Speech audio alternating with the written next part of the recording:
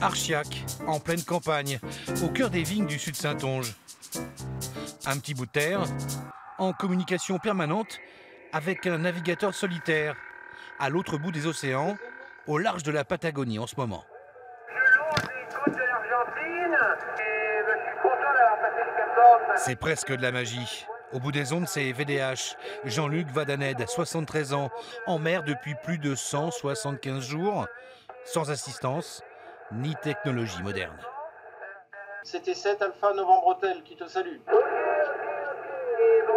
à ce collectif Terre et Mer qui nous a accompagnés dans toute cette aventure. Christian est à Montpellier. À gauche de l'écran, il y a Philippe, au Portugal. Avec Jean-François, ils sont une partie de cette radio amateur entre terre et mer. On voyage tout en étant assis. De contacter le monde entier, c'est absolument extraordinaire.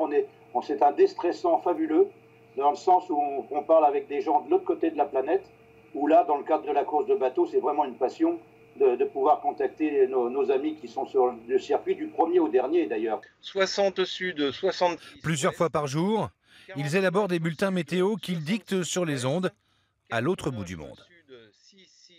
On s'est renvoyé à des opérateurs en Afrique du Sud, en Nouvelle-Zélande, en Nouvelle-Calédonie, et chacun prend la part qui l'intéresse en fonction de la zone qu'il suit.